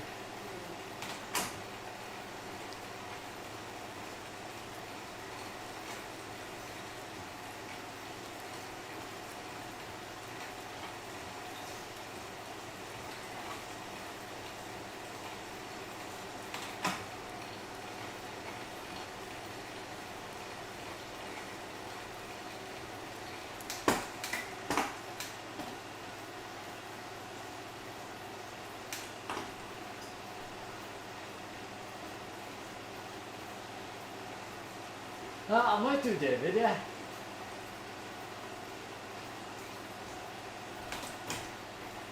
I've not done it that many times, Steve. I do enjoy it though.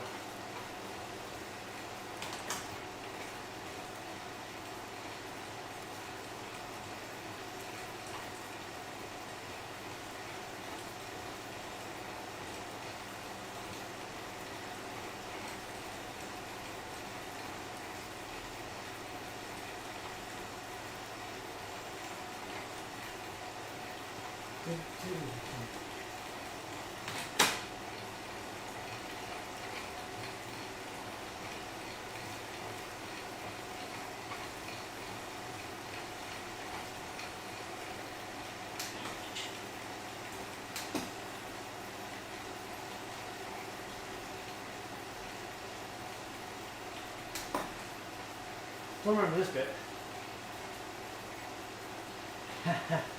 Yeah, loads more than me.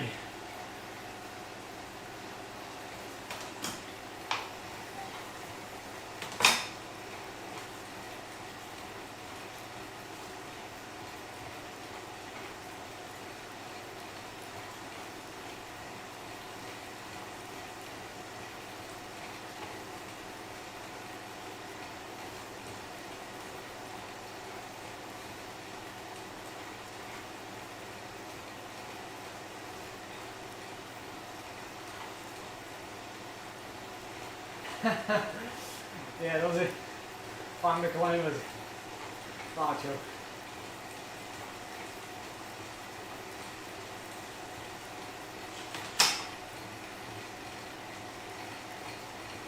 Yeah, that's gonna have to change next year, Lord. It's gonna have to change next year. We'll take Ed more to the Alps.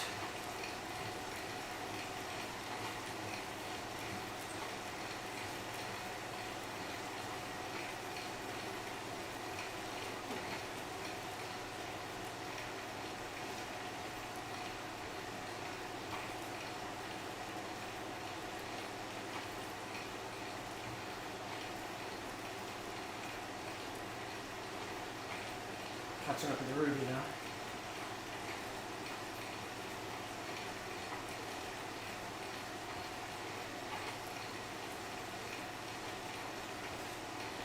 Live stream what? Zach? Yeah, 100% is, 100%.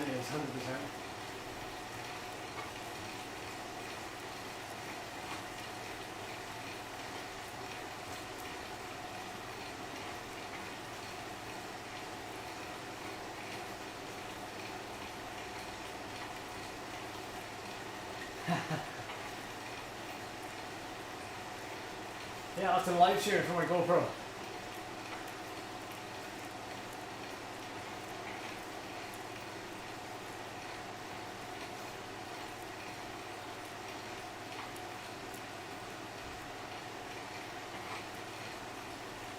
Too many extra kilos. I think we're coming up to the tunnel after this bit.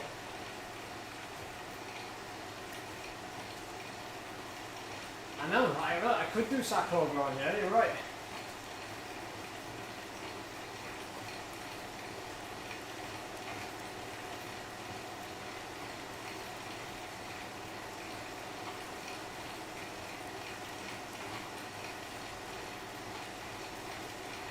That would be my home out.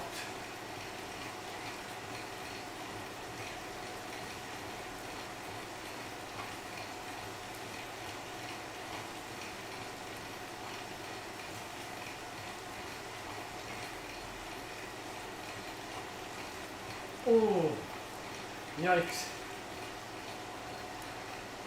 Yeah, I would not be taking risks on those descents. They've neutralised them now actually, during the Marmot, they neutralised the time on the descent.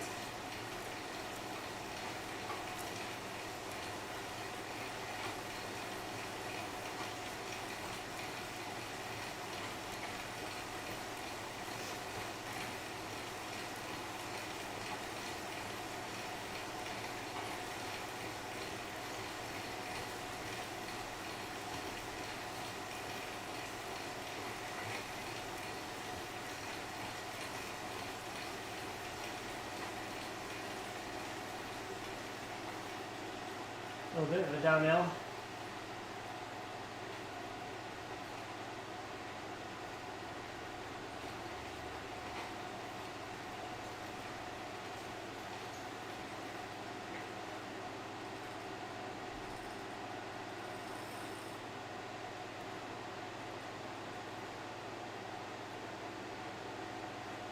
Why do they want to boot him out of the World Tour?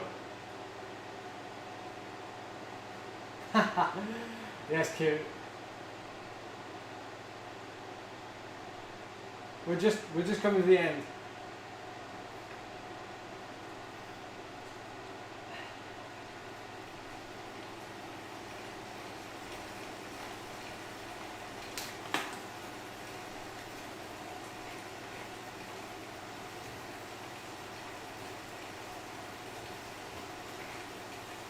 Oh, 10%.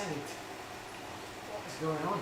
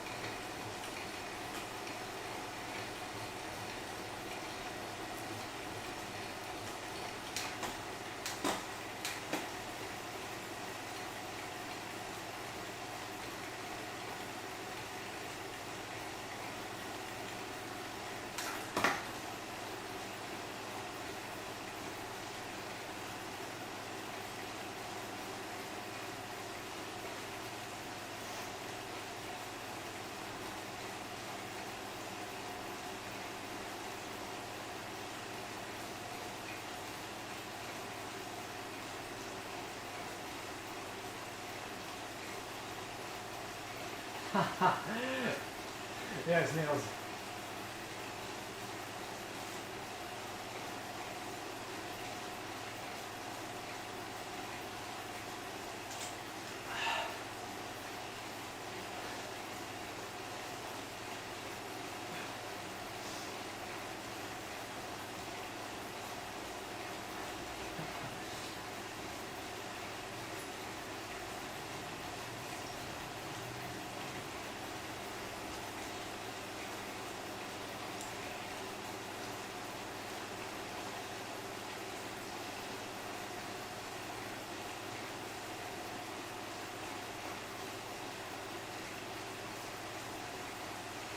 Here it is, here's the tunnel. South. South. Mm-hmm. You go through the...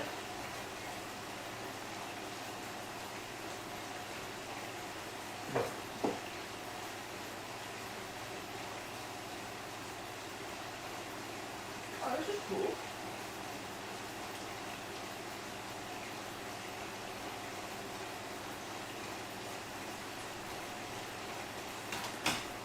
take it too steep.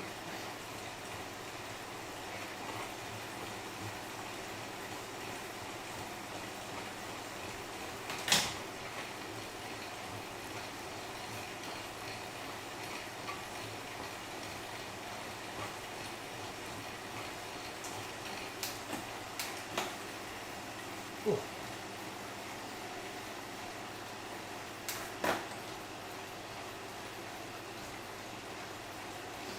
Oh, it makes me really sad looking at this.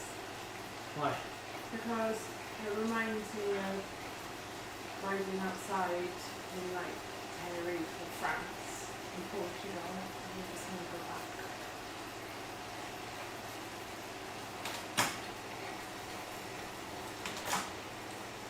Hi!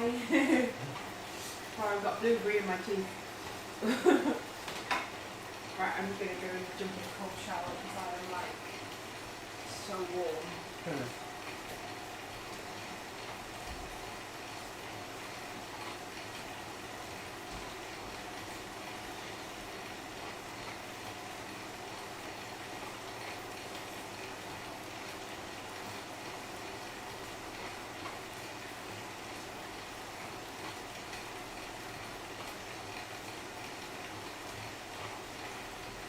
Blimey. I tell you what, it takes an age to get anywhere there. Which is just like in real life.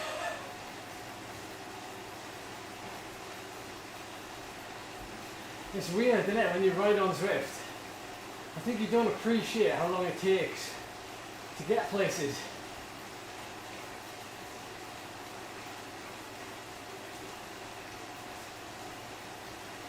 Like here, it's actually taking me a long time.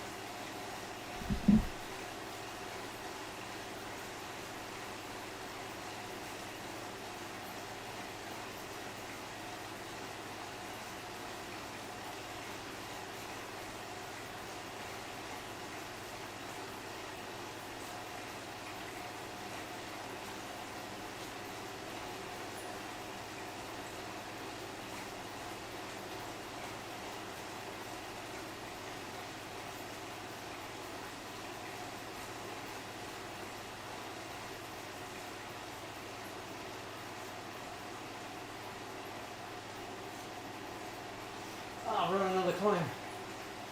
Jeez.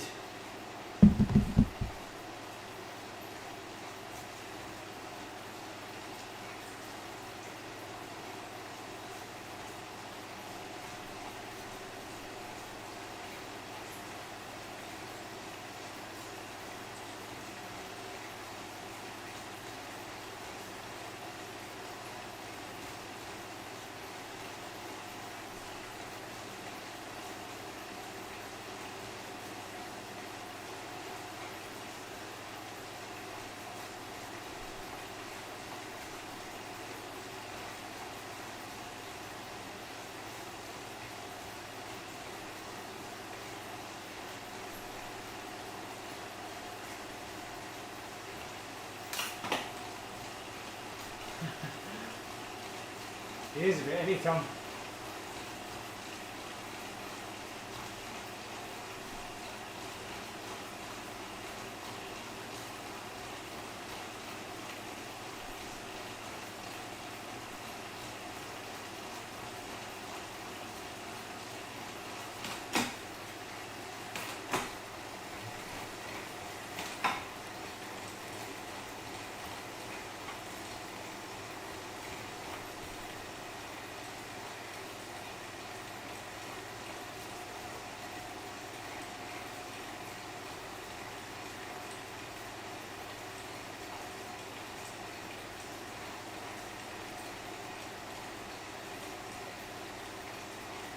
Last little bit.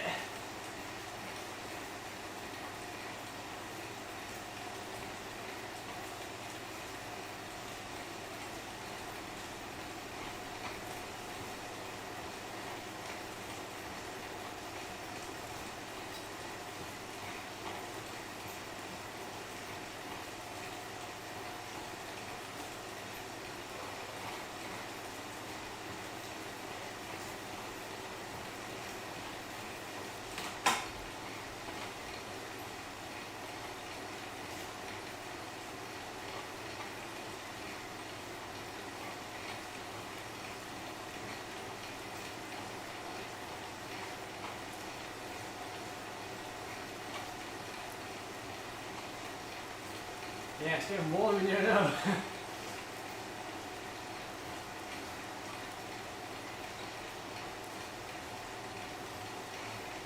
Over the top. Then it goes negative. It's negative now.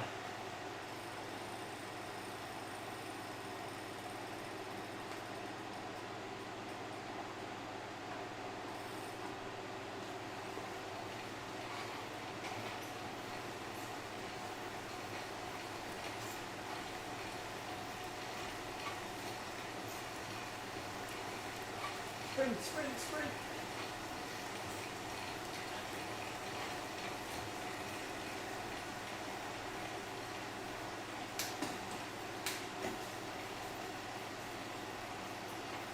Oh, this bit, hairpins.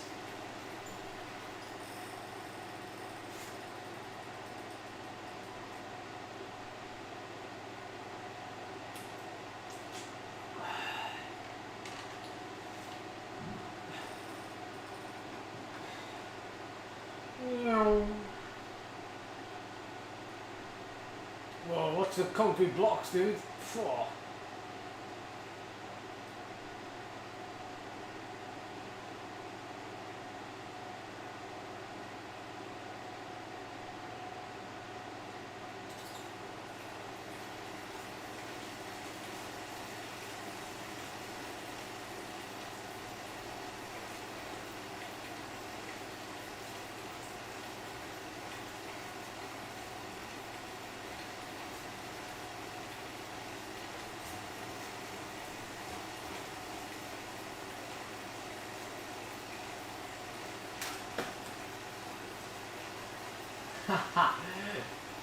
That's all you can think about.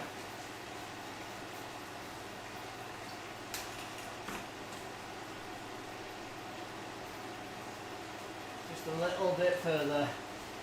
2.5 K.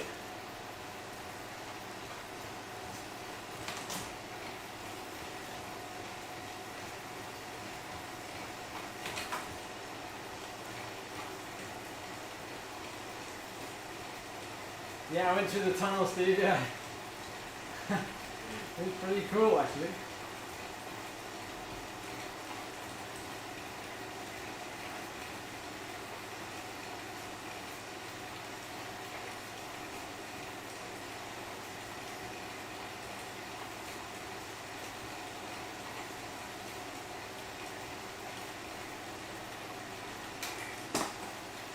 $2K.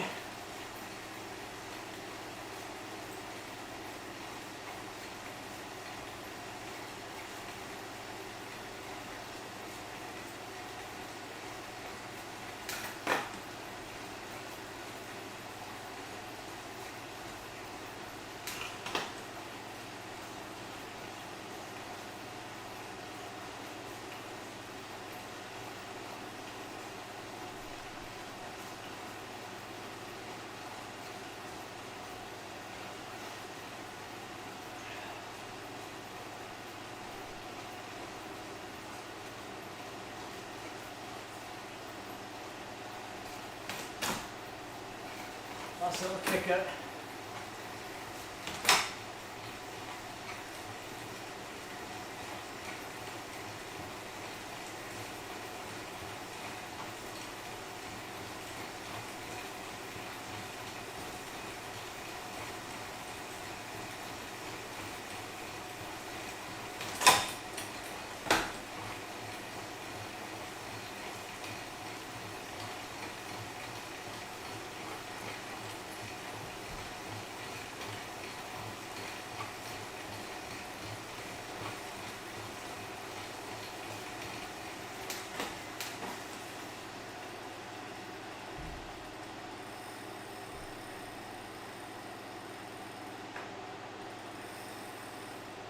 last little bit.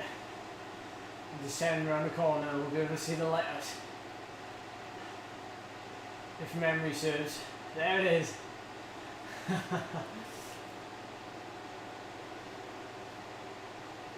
Taken almost an hour to get out here. Well, not quite an hour.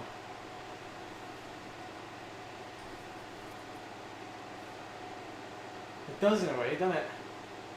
Although we're doing 62k an hour. Don't break. Don't break. Keep it going around the bend. Lean it in. Don't end up in the sea.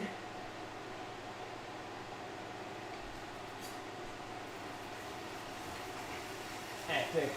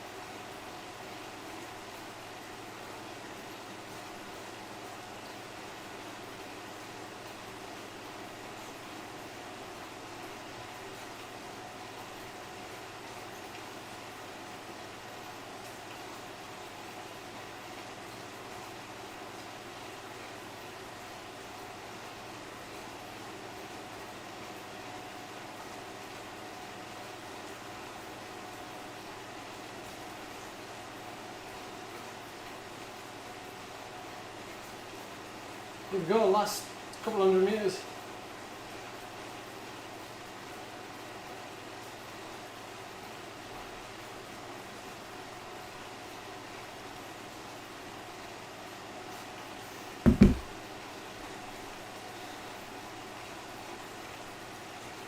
Oh, we've caught you, Herman. We've caught you.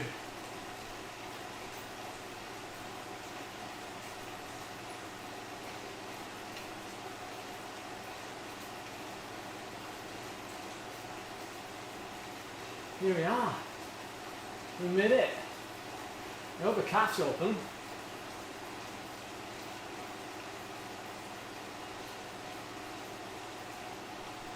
It's like an abandoned car there.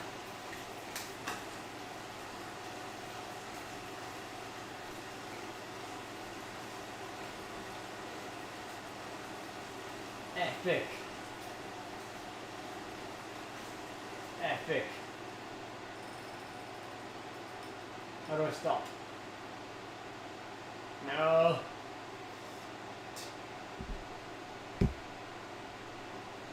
Good. Oh, it's like he's doing a skid.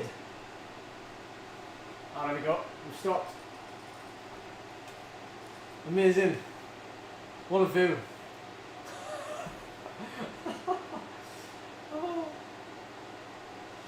Okay, well that's it. That's it. We're going to catch you tonight now for a race.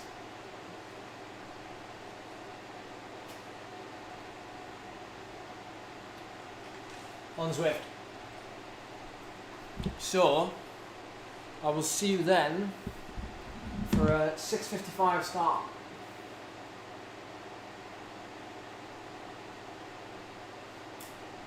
So, thank you so much for watching. Your chat has kept me entertained as usual. And tonight there'll be less talk and more pain. So we'll see you then. No worries, Zach. I know what time it is with you. Don't worry. I'll see you soon.